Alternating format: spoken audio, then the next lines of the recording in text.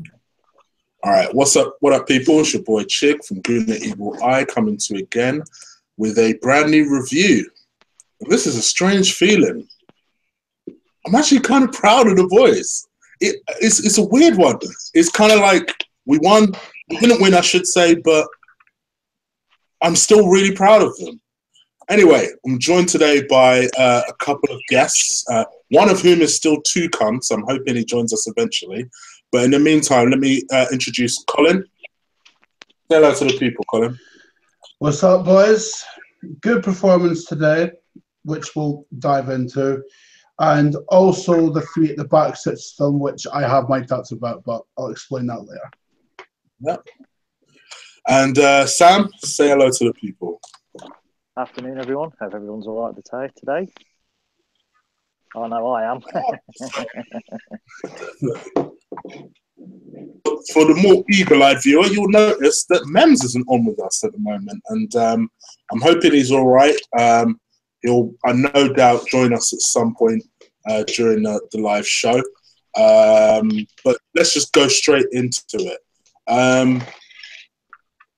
Colin, what was your assessment, just very briefly, of the overall performance that we saw today? It was very good, specifically the work rate of the team. That's what impressed me the most. Now, yes. I'll be honest, when I saw the lineup, I was bricking it because immediately my head was thinking, we're going to get exposed in midfield and Bellerin's going to leave that right-hand side exposed. I'm very happy to be wrong about that.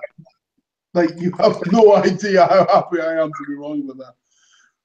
But the one thing that did impress me, apart from the work rate, because that did impress me a lot,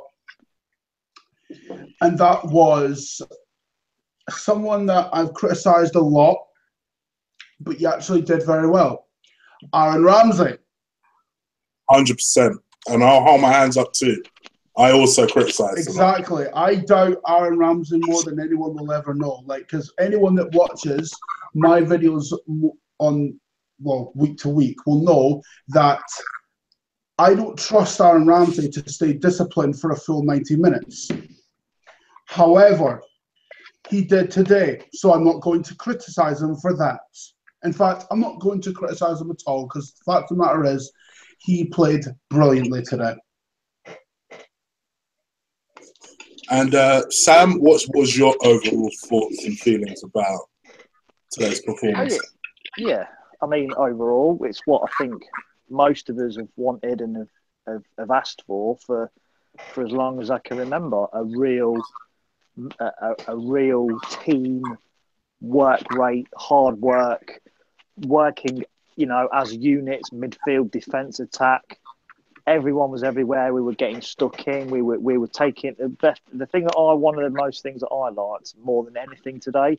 We were taking fouls where previous seasons we wouldn't have done. When they just started to break, we were giving silly free kicks. Well, not even silly, but free kicks. A real winning team took. I tell you that is an excellent performance there today. It really was. That is not many teams are going to go there and get much this season. I think from an overall point of view, very happy. But we'll go into a few finer details in a moment, I'm sure. And ladies and gentlemen, do welcome Memz. I've just seen him pop up. Hello to people most. How you doing? Sorry, I'm late. Had a few IT issues. What was your overall performance about the performance today, Memz? Chris, if you'd have told me before the game started that we would have put in a passionate, hard-working, players played with pride performance and almost won the game, but we would have got a draw, I would have taken that, would have bit your hands off. I was expecting us to get turned over today, but really, really impressed with the team's performance. Judging, I mean, I heard the tail end of what Sam said. Ramsey played really well. Mustafi was good today. We put in a really solid performance. I was really impressed by the heart. I was just disappointed overall that we didn't win the game because we had the chances. The Lacazette chance, they hit the post, and Welbeck header. We should have really won the game. But overall, I'll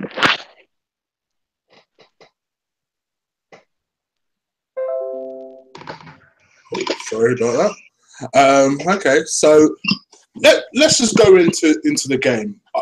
Mesut Ozil was missing for the game, and I think a lot of people were doing very silent celebrations in their head based on the fact that we felt like Mesut would be a weak link in a game like this.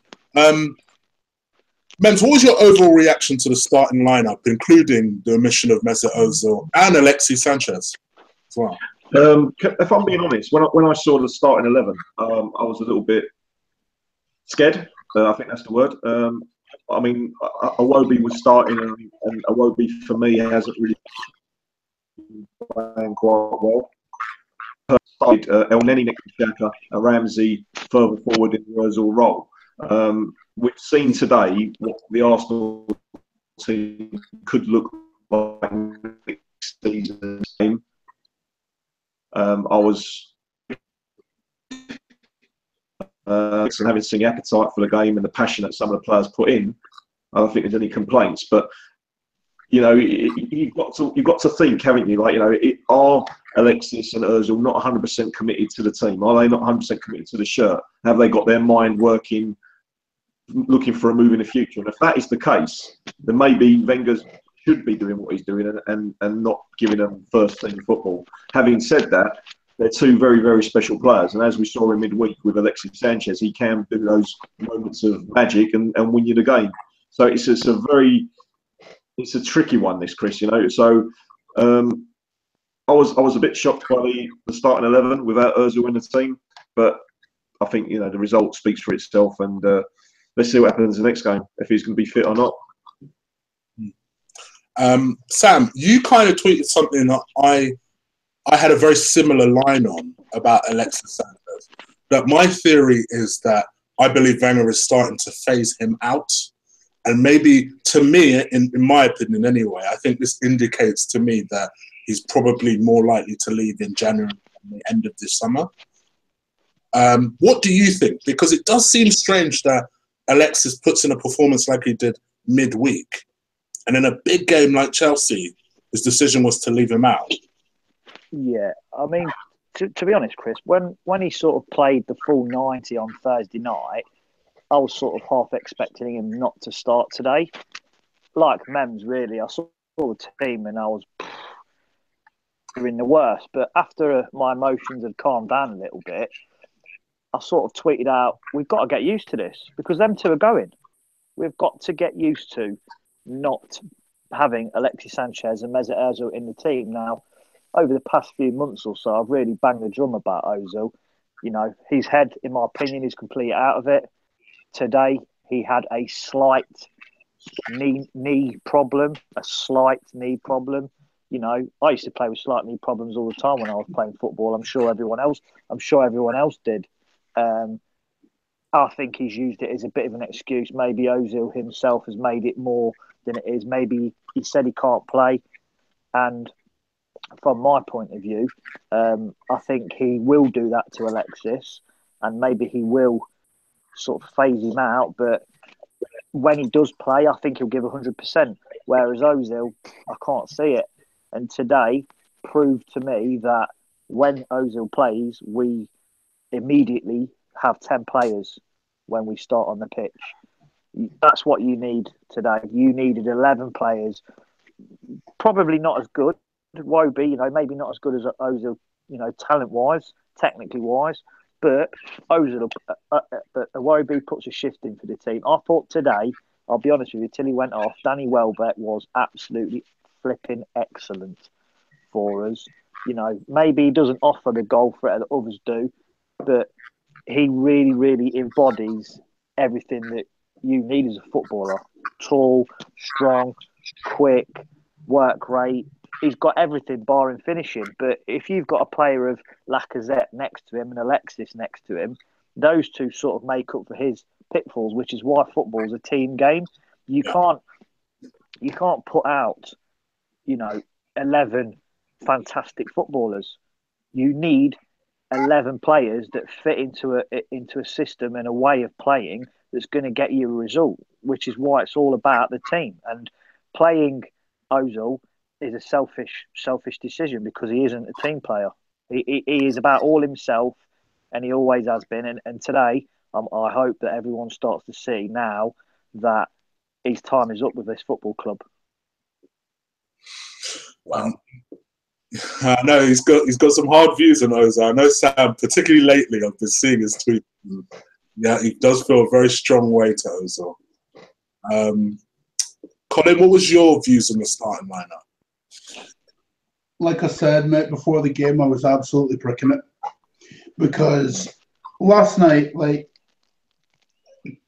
prior to the game, I was thinking this battle will be won. This game will be won and lost in midfield, right? That was my thought process before the game. And when I looked at Chelsea's team and I looked at ours, my first thought was Chelsea has beaten that department. But after the game, I think we can all agree we did not see that performance coming. So, I don't know. I have my doubts about the three at the back system. However, in regards to the performance, can't fault it. Well, and I suppose this is where I guess my worry comes in, because 3 years ago, all of us remember a very similar performance at Man City, where we actually won that game, playing a rear guard action. Still one of my favourite Arsenal performances of the last 5 years, where we didn't have any of the ball, and we just said, you know what, fuck it. We're going to play it like this. And it was a beautiful performance. And then the following week, we just reverted back to type. Memz, do you see us doing something similar against West Brom, who I think are going to be really difficult to break down? I think they're defending really well at the moment. It's a great question. And to be honest with you, it's that is the problem with Arsenal, is that we can put in a gutsy performance like this and like what we have done in spells over the years. But the following week, we can come unstuck against the likes of West Brom, Swansea, Watford, and Stoke. And this is the problem, whether or not it's a mental issue with the players, that they can raise themselves for a game like the magnitude against Chelsea and Man City, but they can't do it against the lesser teams. And that probably needs to come from within the dressing room and within the captains and leaders and the manager to make sure that the players are up for games like that. But as a professional football player as well, you don't really need to have a player put his arm around you and tell you, come on, this is a big game. So I think the players need to have some professionalism as well. I'm concerned as well, and like Colin, I'm not too sure that this 3-5 system, whatever we're playing at the moment, is necessarily going to work for us. I think in some games, based on the opponents, that maybe we should mix and match it. I honestly believe that a performance like this, it should now lift the confidence of the players. It really, really should. Coming back off the hammering over at Liverpool, today is the kind of performance which will give everyone a bit of confidence, especially Ramsey. I think today, if anyone's going to come away with something, it will be Aaron Ramsey and Mustafi as well. But yeah, it was a gutsy performance. I just hope that we can now build on this and take it into the West Brom game, and we can start going on the run. Because it was positive today, but we still haven't won away from home. We haven't even scored away from home yet, so it's positive. It's good. I mean, we're all sitting here happier about a 0-0 draw. But it just shows maybe how far our expectations have fallen over the years. So let's if we want to win a title, we've really, really got to start winning some games now. Yeah, I completely agree with that. And it's funny enough. So funny enough, Sam, I know you have very hard feelings on Mesut Özil. I have very similar hard feelings on Aaron Ramsey, and even I hold my hands up. Today was an absolute coming-of-age game for him. I thought he was well-disciplined. I actually thought he played better than Xhaka, because I think Xhaka still made the occasional error today. Yeah. But I felt more reassured that Ramsey was sat there right next to him. Like, I wish he'd just do more. What was your assessment of Aaron Ramsey's performance today? Yeah, to be fair, I've not been his biggest fan recently, but again, I'm going to come back to a small point I might have tweeted out earlier, or I might have not. He's not stifled. He hasn't been stifled by Mesut Özil today. Aaron Ramsey, bit more freedom, bit more security with the two wingers who do work hard. He can bomb forward. He can get up to he can get up to Lacazette. He can offer support. He apparently, I read a stat earlier. He ran 13 kilometres today in the game, which is more than any other outfield player on the pitch.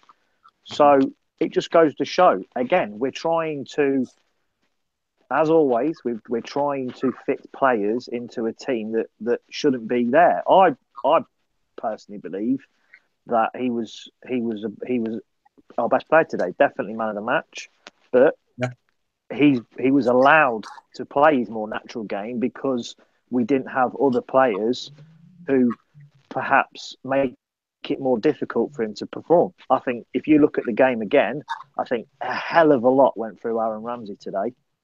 Yep. If a certain other German player was playing for us, perhaps it wouldn't have. You know, and we've got to look at long term now. We've got to start speaking to Aaron Ramsey because his contract runs out in, I think, not the end of this season, but next. Obviously, Özil's going. Start the ball rolling now to say, you are going to be our main man. Özil's out the door. Commit. Because that's what we want. We want players who want to be there. I believe, maybe barring Mustafi, those 11 players out and not pitched today gave it all because they all want to be there. That is it. And you know, it's like anything in life. If you hand your notice in at work and you're made to work your notice period, which is essentially what the two superstars that we've got are doing, you're not going to give as much as you would if you know you're going to be there for the next 2, 3, 4 years. Before I come to you, Colin, Memz, can I ask what your opinion is on the whole Mesut Özil situation? Would you be that? Because I guess I just realised I don't really know what the stance is on Mesut Özil. For me, Mesut Özil is a absolute Rolls Royce of a football player, and I don't think that he gets the credit he deserves because of his style of play. But I think he's an unselfish player. I disagree with what Sam said when Sam said that he's a selfish player, doesn't play for the team. You look at his stats. He's assists second to none. And I think with Mesut, he gets a lot of criticism because Arsenal paid a lot of money for him, which wasn't really Arsenal's philosophy. We paid big money for him in comparison. Now, if you look at the money that Man United played on Pogba, it's a fraction. I think Mesut Özil was a fantastic player. I think if Mesut Özil had the right players around him, was in the right frame of mind, you would certainly see a different animal. I believe he will go. I saw a report that they're not even speaking to him about a new contract. So I think they've accepted the fact that he will go. I think it's a shame with Mesut Özil and Alexis Sanchez. You're talking about £150 million worth of tangible assets walking out the club on a free. And I think that the fact that that's happened, someone inside the club really, really needs to take some ownership and responsibility. And we think Dick Law is going to be leaving. I think that the questions need to be asked of Ivan Gazidis and other people within the club how they've even allowed this situation to come. I think it's going to be a massive shame if Alexis and Özil both leave the club, because we should be building around these types of players and not letting them leave for free. Memz, can I just put in there? Can I just say on Mesut Özil, I do think he's a brilliant player, but conversations with quite a lot of people over the years, he's a luxury player that doesn't really exist anymore. You know, those false tens that float about and do really whatever they want, not many about anymore, is there? Because they don't exist. That type of play doesn't exist, which does make him more unique and special. But in the Premier League, being unique and special isn't good enough. You have to work hard. You have to track back. I know he does. You have to track back and you have to give all. And you know, running and doing. I just don't think he offers much. I just think he isn't. He hasn't lived up to the player that we all wanted him to be, has there? Let's be honest. And if you're Real Madrid, you're getting rid of a certain caliber of player. There's obviously a reason for it. Otherwise, he'd still be there. It's a fair comment. I mean, you said about the tracking back and the number 10 that doesn't exist anymore. I mean, if you say that in a Dennis Bergkamp position, when Dennis Bergkamp was playing in the 49 games unbeaten next to Thierry Henry, Bergkamp track back. So I think it's the system that we're playing in at the moment. We're expecting him to maybe do some things which is maybe not comfortable in doing. So that's why, I mean, if you were to play Mesut Özil in the Dennis Bergkamp team and take Dennis Bergkamp out, I think you will see a totally different player. I don't think he's got the best players around him at the moment, mate. I certainly don't think the formation we're playing helps. No, I have to agree with you. But as I've said, that type of 4-4-2, that Dennis Bergkamp role, if we'll call it, no one plays like that anymore, do they, mate? Not really. Not one team I can think of. Not one top team I can think plays like that anymore. Well, not many teams even play with two strikers anymore. We've seen Manchester City now playing with Aguero and Gabriel Jesus. You know, they look like they're cooking as well. So I think more managers now have got to become a little bit sort of obsessed with just one striker and, you know, packing the midfield out. But now we're seeing with Guardiola, we're seeing that he's now starting something different. He's playing two strikers in Aguero and Jesus, and I think that potentially this could be the way forward.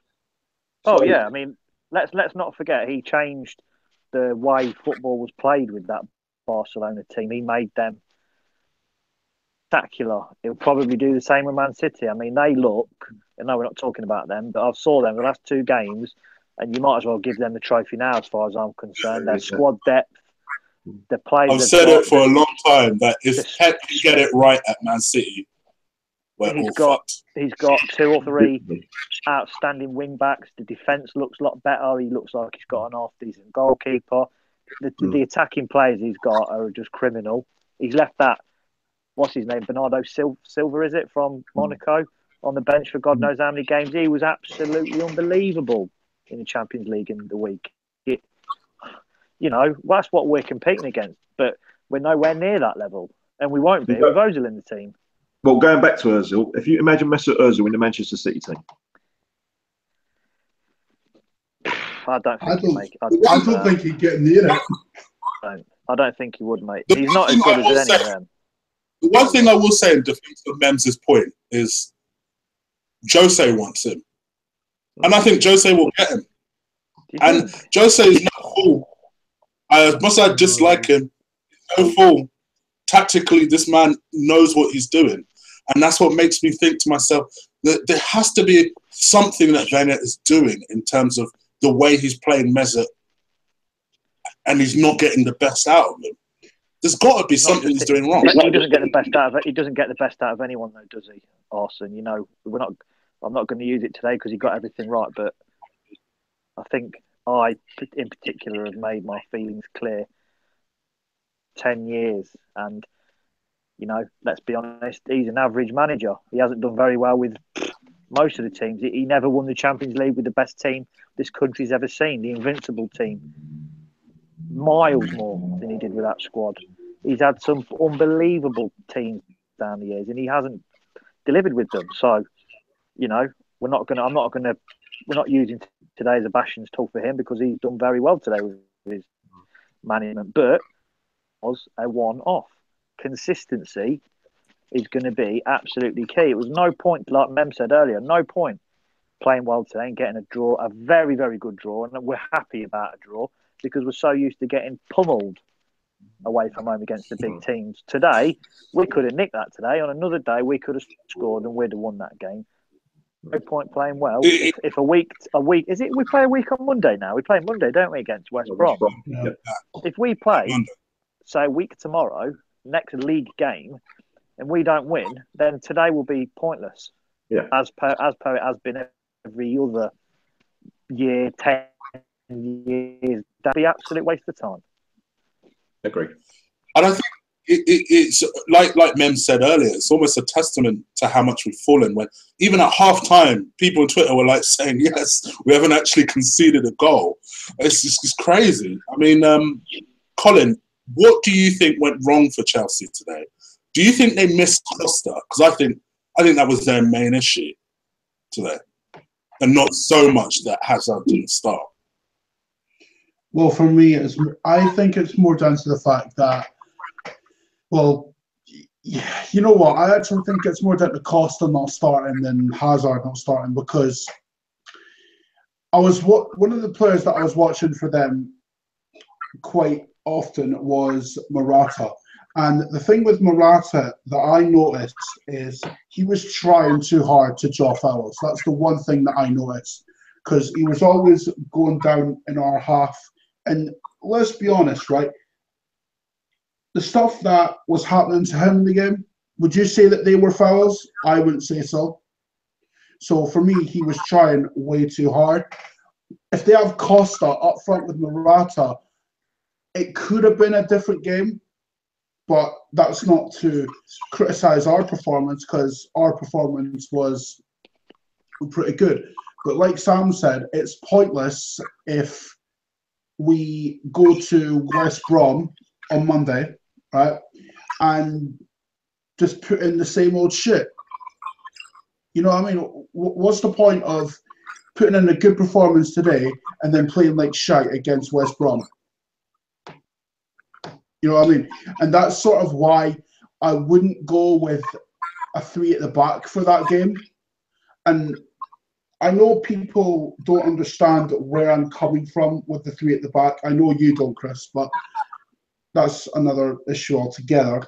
But I just think we have different thought processes on it. Well, so you believe you don't have the personnel. I just don't have the manager for it.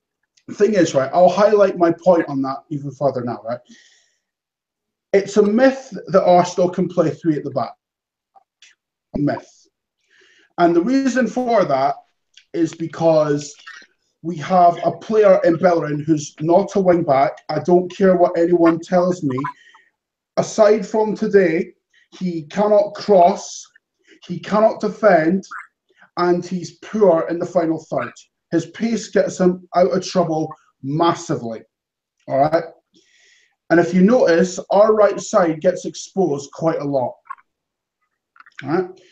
Secondly, our midfield, although they played well today, is too open with Xhaka and Ramsey. It worked last year because we played proper wing-backs. And by that, Oxlade-Chamberlain and Monreal. Yes, we have a better option in Kolasinac now, but with the right side, we don't have better options than Oxlade-Chamberlain at wing-back, who's now gone to Liverpool. We don't. It's a complete myth that we can play 3 at the back. And every time I hear, oh, but Arsenal can play 3 at the back if they're coached right. No, they can't. Because we don't have the players to pull it off. That's not negative, it's fact. True. Simple as. And if Bellerin was to pick up an injury, we haven't got any other player in the club that can play in that position. Exactly. Our backup's Debussy, for God's sake. That's my point. Like, don't get me wrong, Chris, right? I respect your opinion, but when I hear people say that Arsenal can play 3 at the back, with all due respect to you, they are wrong. It's a myth, a complete myth. In addition to the points that I've already made, like you've been saying for God knows how long, we don't have a coach that can do it properly. That is one of the many problems that we face. So please, just ditch 3 at the back. Yes, it worked today, but go back to 4 at the back, please. But I think today it shows that it can work. Here's the thing, Colin. For me, it's got nothing to do with personnel. It's about tactics. And today, Wenger got his tactics spot on, which is why it works. So yeah, what I'm an advocate of is not necessarily just sticking with this shape. That's where maybe me and you don't see eye to eye. I'm not necessarily saying that we should stick with the 3 at the back. What I'm saying is clearly today is an illustration that we can do it. It's possible. We went on a winning run last season playing that shape. What I don't like is this rigidness of only having one system, only having one tactic. Like Mem said earlier, why not have two up top? Why not play 4 at the back? Why not sometimes play Meza just off the striker and see what happens? Try something different. Have 3 or 4 systems. Chris, you know what I hope the most? That I hope we do start to mix it up. Today was perfect to play 3 at the back. I don't particularly like it myself, if I'm being brutally honest. But we have to match. We are not as good as other teams out there. So we have to be smarter, think smarter, do things in a different way. And tactically is where you make it up. So today, 3 at the back, perfect system for the game. You know, West Brom are going to go 4-4-1-1. That's how they're going to line up. We need to 100%. line up. We need to line up very similar. 4 at the back. You know, flood the midfield so we get possession of the ball further, and then stick 2 up front.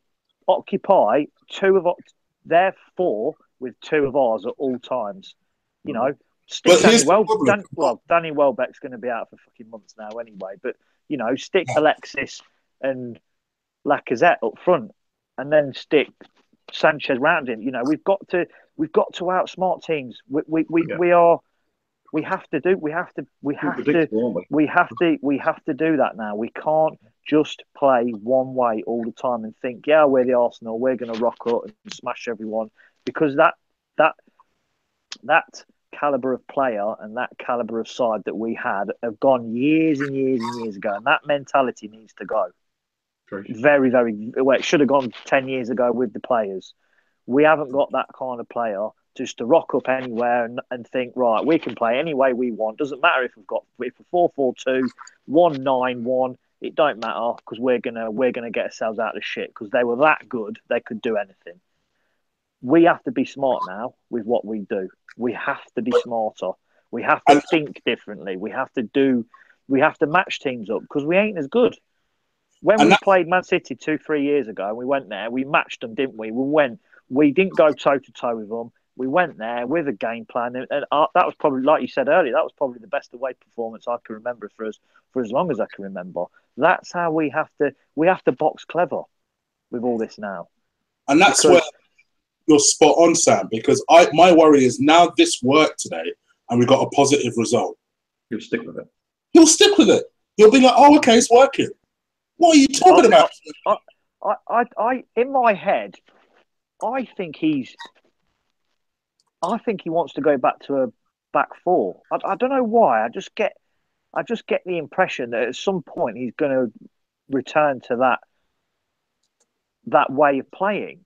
And I don't think it's a bad thing. I prefer to play that, because we, you know, at the end of the day, we haven't got that many real quality. I mean, we're playing the left back at left centre back, so that just tells you about the quality of centre backs that we've got. Mustafi and Koscielny, yeah, decent, but you know, apart from that, who else have we got? I can't count on Per Saka.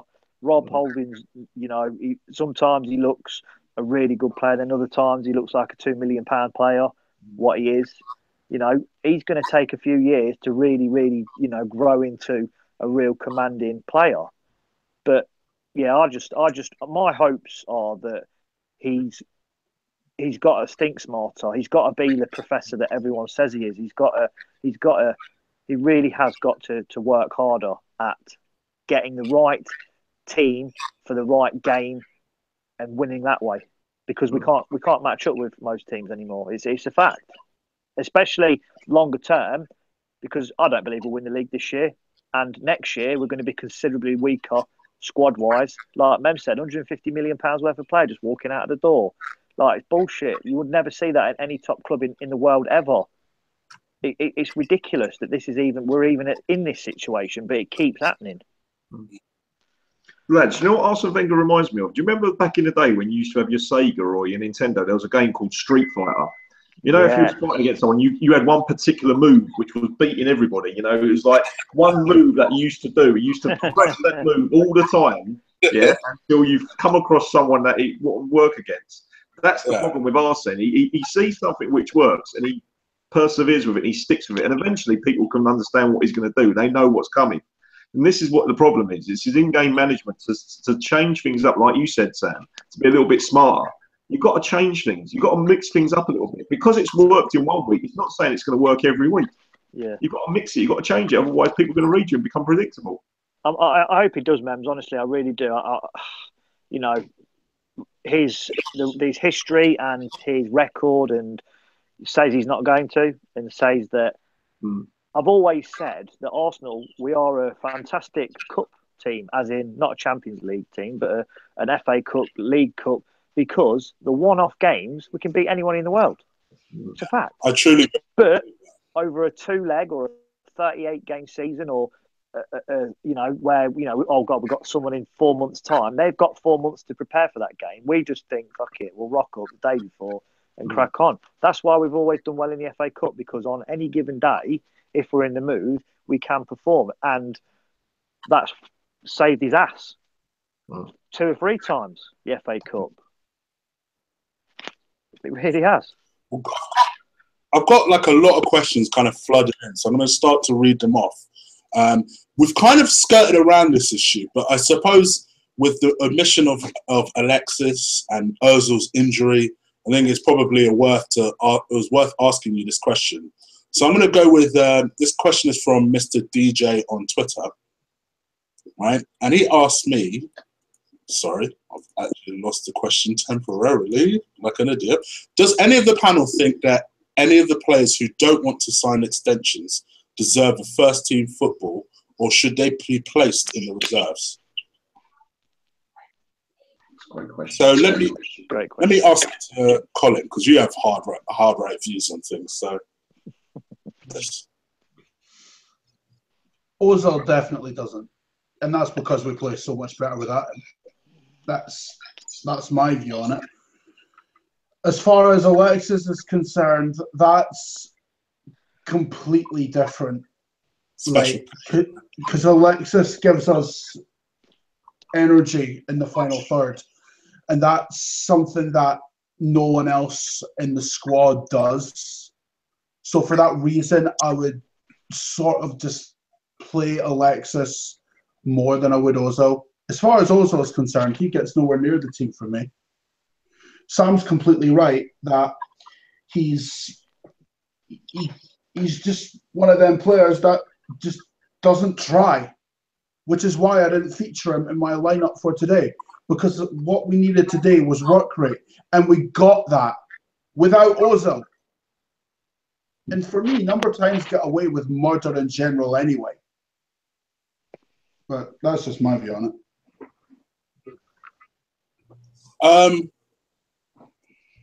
Let me ask you guys this question. This is from Ola. This is an interesting question. I actually thought the ref was really generous to us today.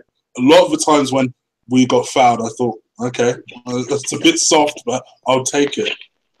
And he asked me to ask you guys, can you please ask the panel a question? Who is their top 3 refs as the refs who've had major decisions make our last 3 encounters with Chelsea?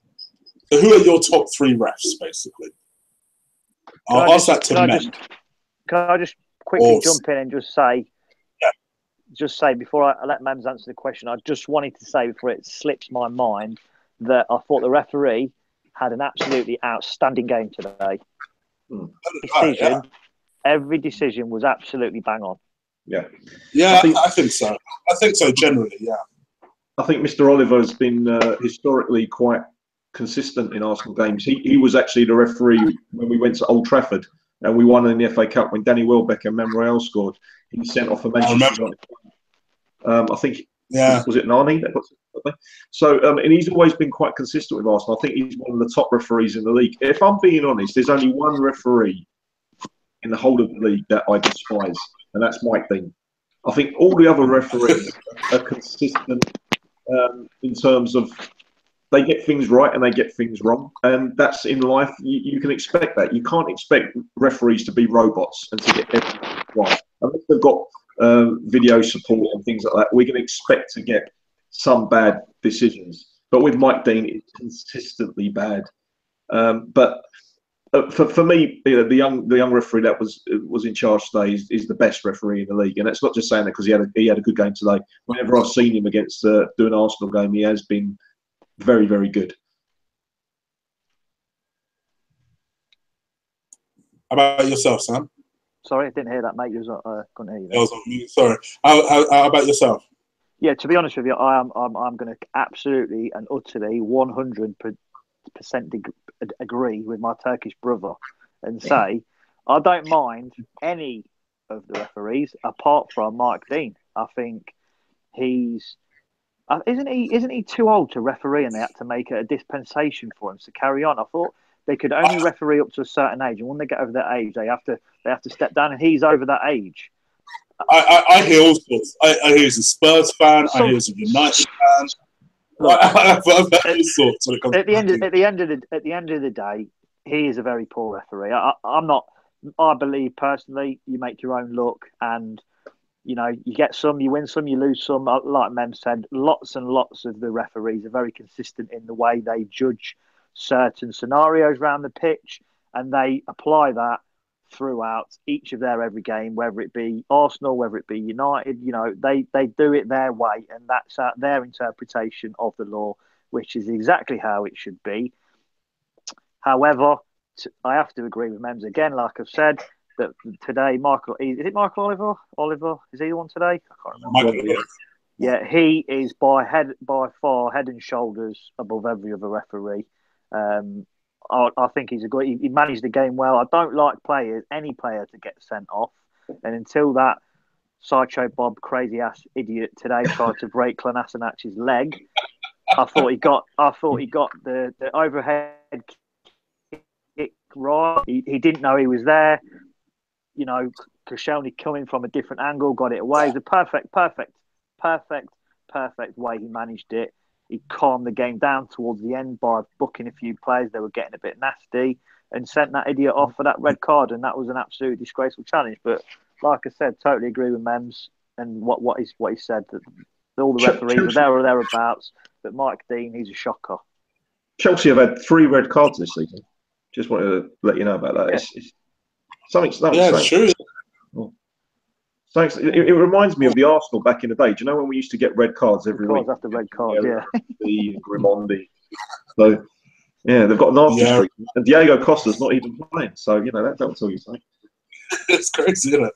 Maybe they're trying to take on his role. Maybe they're all trying to be the new nutter of the team. You know what I mean? Colin, what's your opinion on refs? Like, do you have any favourites yourself, or not really? I don't put too much stock in that. I really don't.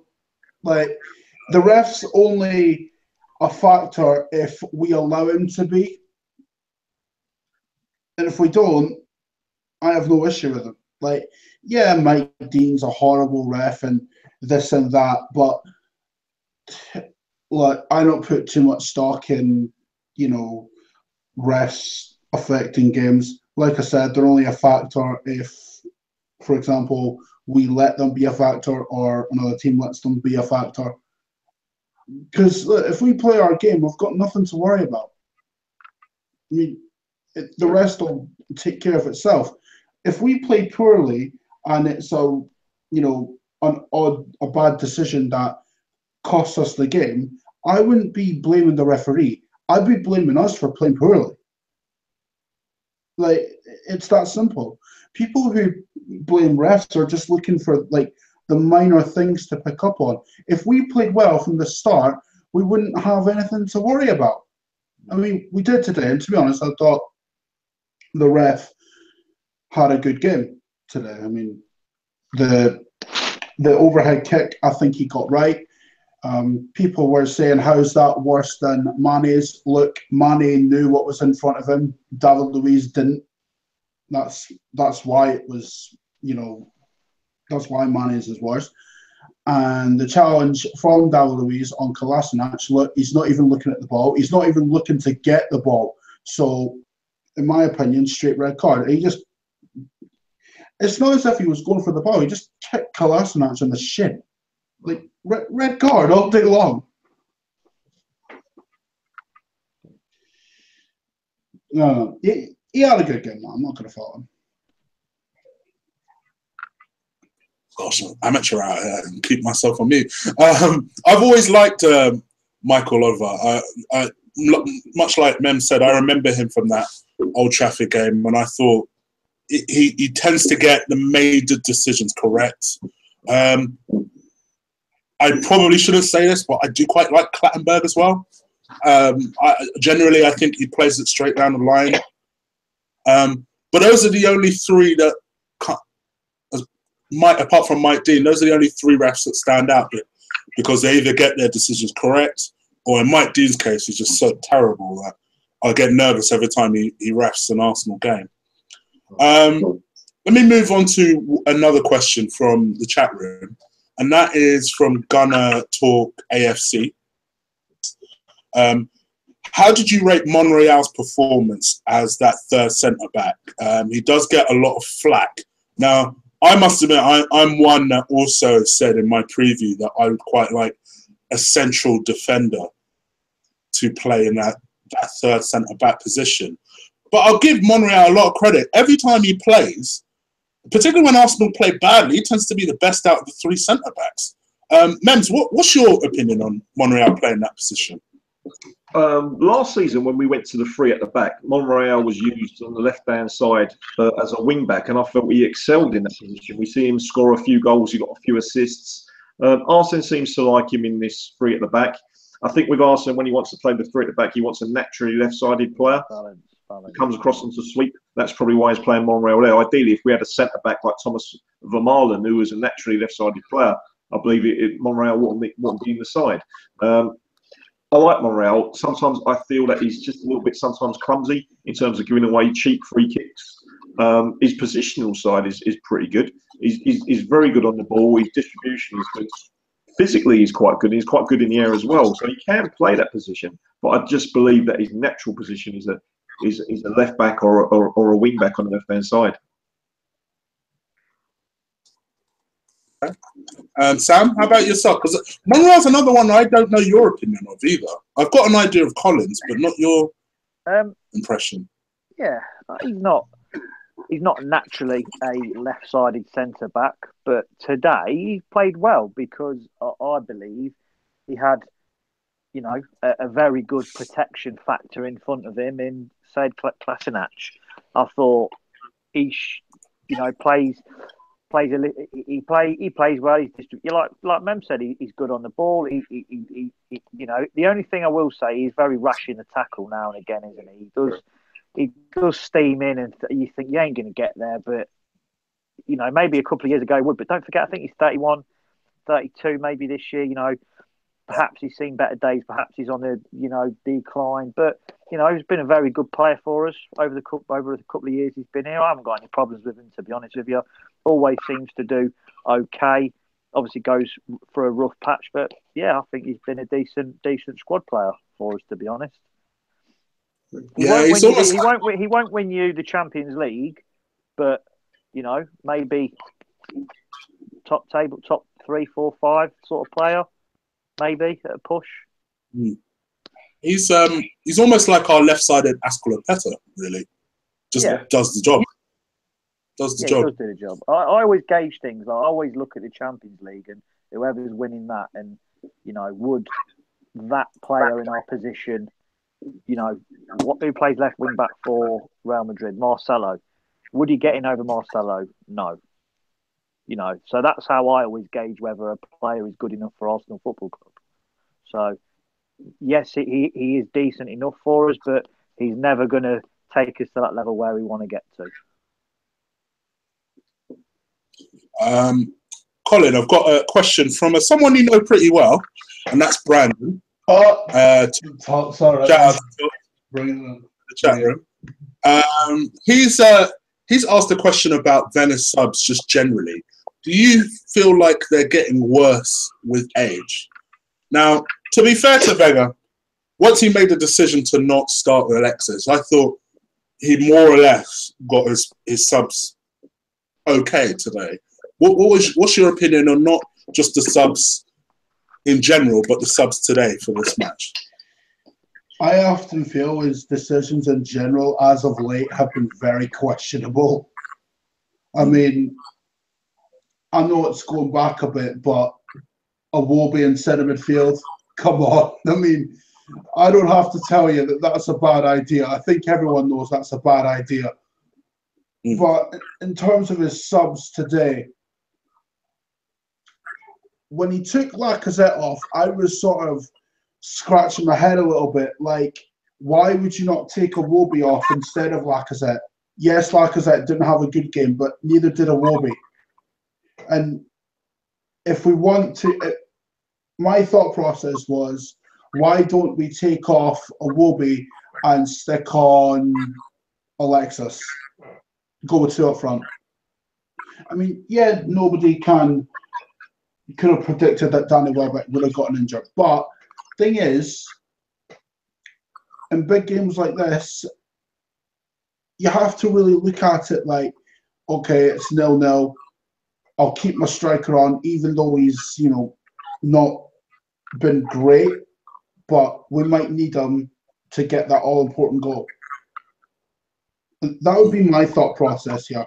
And it's funny, actually, because when I tweeted that out, when Welbeck got injured, and I simply just said, that's why you keep Lacazette on. And then some clown actually said to me, yeah, because unlike Wenger, you predicted Danny Welbeck's injury. Where did I say I predicted Welbeck's injury now? Yeah. Mind you, I kind of did. I said, yeah, it's about that time of year for a long-term Danny Welbeck injury. And right on schedule. We're right on schedule. Exactly. But you have these people who, let's face it, they're complete idiots in regards to just saying, oh, but why Lacazette's playing poor, Iwobi's not doing so bad, and just take off Lacazette. What were they watching? I just don't understand that whatsoever. I mean, yeah, no one could have predicted Welbeck getting injured, but the thing is, his decisions in general really do infuriate me. And it's not like they're, difficult to understand. It's common sense, really. He's lacking. Some of the decisions just don't make sense at all. Okay. All right. So as we kind of move this on towards the end of the show, let me ask one more question, just from MSM 25. I'll ask this one to Sam. In the 3-5-2 system, or three at the back, what future, if at all, do you see Theo Walcott having in the club? Yeah. Because the one thing I will say so far this season, he doesn't seem to be featuring a lot. And when he had the opportunity to perform midweek, he blew it. He absolutely blew it, in my opinion. What is your opinions on Theo Walcott? Well, let's be fair. Seemed to see his little outburst of, was he skipper, or when did he say something like, "Oh, this isn't this is an Arsenal football club"? He had a right go at. Well, it wasn't even a go. It was the truth, to be honest. We played shit, and he was honest and said, "Yeah, that's not Arsenal. We're sorry," and all that shit. I remember Wenger in his press conference, he got questioned what Theo said, and he said he shouldn't have said that. And I think from that point, he hasn't really played or been involved or hasn't really done anything at all. So, and then I think we changed formation, and I think everyone just sort of assumed after that point, well, yeah, he's not really one of those sort of creative wingers. But although he did play up front, didn't he, for the first few games of the season before on his own, played really well. I've never been his biggest fan, if I'm being honest. He's been at the club, 10 years?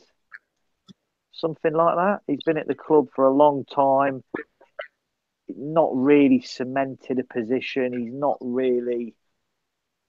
He has improved. He's a lot better than he was when he first arrived. He's just not developed into the kind of player that I think we all hoped and, thought that he would when he came over as a 16-year-old. Yes, he's probably the quickest player at the club, or one of, but, he finishes well, but he hasn't, he's not, goes back to what Graham Souness used to say about him. He hasn't really got a footballing brain. He's just an athlete, to be honest. He's a very, very quick man. And good luck to him. If he went at the end of the season or next through lack of playing time, I think we'd all pat him on the back and say, thanks, Theo. See you later, son. I don't think anyone would be overly, upset or wanting to stay sort of thing. I think we'd thank him, and he'd probably go down as, a really good, real Arsenal player. And, that's life. We move on. Like a Ray Parlour sort of, played loads of games for his, fans fans love him. You know, we don't want him to be vilified. I don't want anyone to do that. Although we have done that to Mr. Arsene Wenger, it's not very nice considering the service he's given to us over the years. But you know, sometimes you have to know that your time is up, and I think maybe Theo needs to start looking at that now. That maybe he isn't going to get a game with us anymore, and maybe he does need to move on.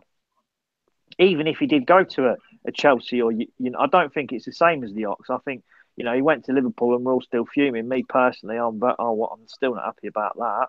But if Theo went to Liverpool or a big club, I don't think any of us would be upset, because he's been a good servant and now it's time for him to go, I think. And Mems, do you feel the same? Yeah, I totally agree. About Theo? I totally agree with Sam. I mean, I've always liked Theo. He had a very good season for us when he scored 20. We tried to convert him into a striker. That didn't quite work. I mean, I would like to see Theo Walcott up front with Giroud in a 4-4-2. I think that would be pretty awesome.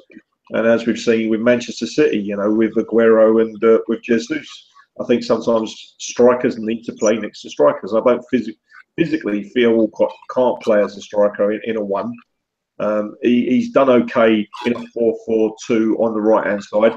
In the new formation that we're playing in, he doesn't have a future at all, because I can't see him playing as a wing-back. I can't see him playing off the striker or as a striker. So I think, like Sam, if Theo was to leave, I wish him well. I really would wish him well. But I can't see him, if I'm being honest. I can't see Theo Walcott going to a Liverpool or Chelsea or Manchester United or a City. I think if Theo was to leave, he'd probably go to, with all due respect, to West Ham or back to Southampton. I could see him at Everton, you know.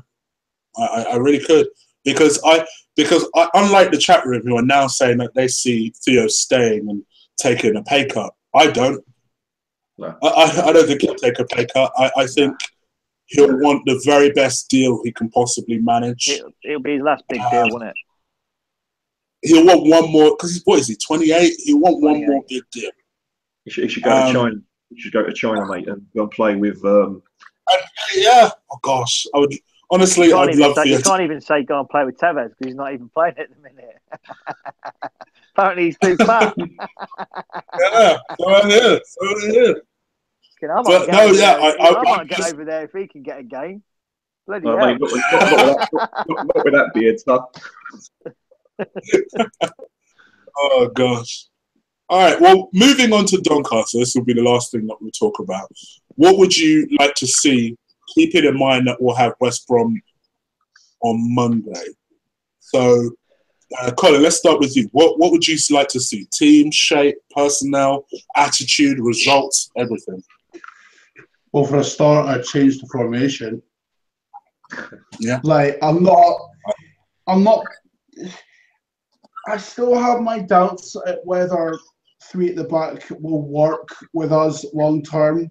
Like, today's performance, yes, it was good, but I'm not convinced. So I'd go with a 4-3-3, actually. I want to see a lot of changes, though. What I want to see is Maitland-Niles in centre midfield and Jack Wilshere in centre midfield as well. That's what I want to see. But I don't want to see like Jack Wilshere like playing alongside Maitland-Niles. I want to see Jack in a more advanced role. Not a number 10 per se, but more advanced than, let's say, Maitland-Niles and El Neni, for instance. Yeah. In terms of the front 3, I want to see Reece Nelson start. Yes. I'll be disappointed if he doesn't. Yeah, worried as well. Yeah. In terms of the striker, I would like to see. Well, the thing is, I don't know a lot about Doncaster. Like, I don't watch lower league football, so I really couldn't tell you what they'll be like. So, shall I tell you what they'll be like, Colin? Shit. I wasn't going to say that. I was going to say they'll have a really big back 4. They'll be all hard working in midfield, and they'll have a couple of quick lads up front, and that'll be about it. They'll be a real workhorse, real battling team. Sounds like my Sunday league team, mate. And it wins, and I bet it does well as well, doesn't it? You know what? If we don't beat them, I'm not being funny, right? But if we do not beat Doncaster, granted, we should with wholesale changes anyway. But to be honest, the Colin Cup, the EFL Cup, or whatever you want to call it, Carabao. Mate, I hate the fact that they're changing the name every 5 minutes. It's annoying. The Littlewoods Cup, mate. It's always going to be the Littlewoods. Oh, Jesus Christ. You're too young for that, ain't you, Cole? I don't give a fuck. Seriously. I mean, yeah, you'll have some people that, will just disregard it completely. I won't be one of those people. Still a trophy. Yeah, mate. One of the happiest memories of me as an Arsenal fan was winning the Littlewoods Cup when Charlie Nicholas scored 2 at Wembley when Ian Rush scored. That's one of my best memories. So the way people fob off this cup is ridiculous. If we win it, it's going to mean something. I really, really do. And one of the most hurtful defeats was losing Luton in the League Cup as well. So yeah. These cup games mean something. I mean, me personally, I would like to see a Spina in goal. I would go with probably Callum Chambers, Rob Holding, and Mertesacker at the back. Maitland-Niles in the centre midfield with Jack Wilshere. Reece Nelson on the right. Probably Iwobi on the left. Theo up front, probably Akpong as well, give him an opportunity to play, and give Jeff Adelaide an opportunity to play as well. Really, really mix it up, get some youth players in there. With a few of these young players, we do rate them. There are some good youth players at the moment, but they need to play and to show what they can do. Yeah, I would say as well, put them in the proper position as well. Like no putting inflammation and Niles at left wing back. He's struggled every time he's played there, Colin. None of that. So Sam, how about yourself? What would your team be on Doncaster? And we'll wrap things up. Yeah, to be honest with you, I pretty much agree with Memz. I'd like to see Callum Chambers in there. I definitely want to see Reece Nelson. I like the look of that Joe Willock. I was sort of watching and listening to Twitter when is it the Premier League 2 team or the under-23s, and apparently Chris Willock was absolutely outstanding. That Eddie Nikita as well, I believe, is a young striker supposed to be really, really highly thought of. Highly rated. Yeah, 16 years old, 17 years old, and apparently Callum Chambers was absolutely outstanding on that game. So I'd like to, me personally, I would like to treat it how we used to treat it, where we used to give the fringe first team players or players that needed a bit of fitness a game, and also blood the youngsters through. Yes. Because if you look at our current squad, minus Wilshere, who I think precisely at this moment in time is 50-50 if he's going to stay, and maybe Aaron Ramsey, hopefully he'll stay.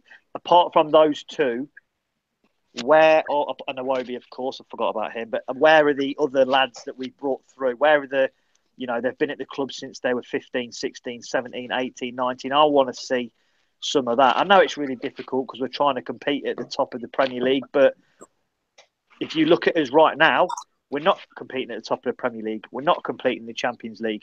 Maybe try and blood some of these players and give them an opportunity in the first team. So moving forward, we have got 3 or 4 or 5 in there that are good enough, rather than you have to wait till you're 21, 22, 23 because we ain't got the time. We have got the time now. We're not at the top of the tree. Realistically, we're not. We all think we are, but we're not. It's like everything. I still think I'm 18, but I'm not. We've got to get over the fact that we are where we are as a football club, and we need to rebuild. And as I said before earlier, if 2 of our so-called superstar players that leave at the end of this year, I think we've got 7 or 8 first-team players that are due to leave at the end of next season. Czech, he's 36, he'll soon be gone. That photo that they did in the week of the first team, within 18 months, 70% of that team are due out of contract.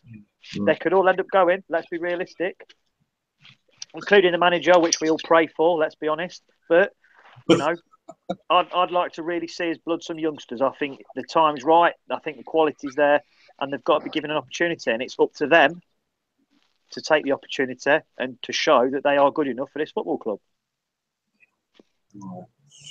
All right. Well, that pretty much wraps things up for us here. Let me give everybody an opportunity to kind of let the people know where they can find you. Colin, why don't you tell the people about your channel and let them know where they can find you?